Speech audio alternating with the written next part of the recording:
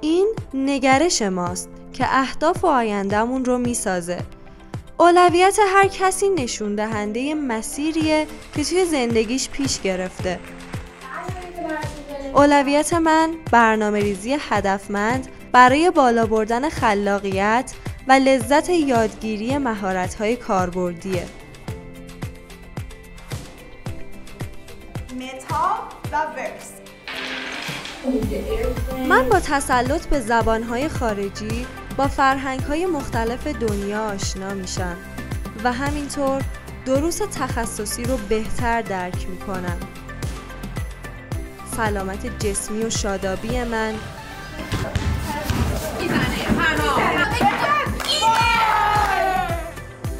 سلامت ذهن و روانم و فرصت حضور در صحنه رقابت جهانی یه شروع پرقدرت برای قدم گذاشتن در مسیر روشن موفقیت.